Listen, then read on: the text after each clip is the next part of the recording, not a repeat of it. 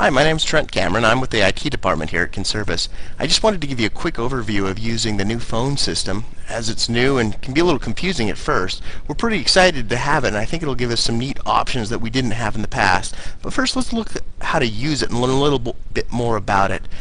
So first off, to this new phone system, there are really three components. The first component is the soft client, or the soft phone. And we'll be interacting with it quite a bit today and learning how to use it. Really, it's pretty easy and straightforward, and we'll actually look at some of the advanced features and some of the cool things we can do with this soft phone that you couldn't do with your normal hard phone on your desk. The second piece is web-based, and it's where we can go to set up our settings, look at our voicemail, look at our call history, do some of the things we actually couldn't do before. The last piece is called the switchboard. It's a live interactive piece that we'll show you about later, and also lets us do some things live and transfer calls by dragging and dropping, and some really neat features there. So let's go ahead first and look at that soft phone client. The one we've chosen for Conservice is X-Lite, and it really works just like your phone. I can click on the numbers with my mouse or dial them with my keypad, whatever I feel more comfortable doing to make calls.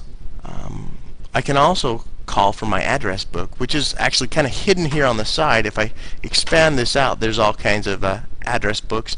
I can add more groups, so if I have property managers that I want to add in a group, keep them all organized that way.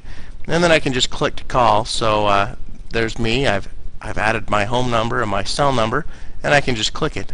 One thing we have to be careful of when we're adding address books, as you can see with my contact, when you go to make an outside call, you do need to put that 8 or all the numbers that you would normally dial on your phone to call that contact. So for example, if I was calling a long distance property manager, I would dial an 8 and then a 1 and then their area code and their number. All those digits would need to go here, so I could make sure to be able to do that. I guess another quick note is that you'll be using a headset and not a normal phone, so those will be distributed to you, and please take a minute to take a look at them. There's a mute button. Obviously you'll want to make sure you're not muted when you're talking, and often a volume button and things to make things a little more comfortable for you. When you install those, just try to be careful that the cords are kind of out of the way. We don't want the chairs rolling over them, but other than that, they're yours to use. You're welcome to listen to music or whatever else through them. Although if you're listening to music, you'll obviously want to pause that before you accept or dial a call. The end user or the person you're talking to won't be able to hear that music, but it'll make it really hard for you to communicate because you won't be able to hear them. So let's go ahead and make a quick call. I'll dial my cell phone because that's easy for me to do. I remember that number, so dial 8 in my number and go ahead and hit enter, and it'll call me. I'm not sure if you can hear that call going through or not. It is. I can hear it ringing. I know last time I did this you couldn't hear the other end of the conversation very well. But really that's all there is to making a call with your new soft phone. One other note is with this soft phone, it actually does still have a voicemail indicator.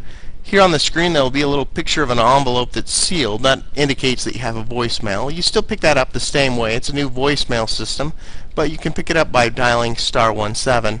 We'll go over a little later some of the advanced voicemail features. When you do pick up your voicemail, you'll need a password. That password has initially been set to the same 4 digits as your extension. So for example, my extension's 2163, and my voicemail password would also be 2163 initially. You're welcome to change that to whatever you would like it to be. Obviously, if you don't want other people getting into your voicemail, that's probably a good idea of something to do. You can either change that through the menu, or we'll go over how to change that even on the web later.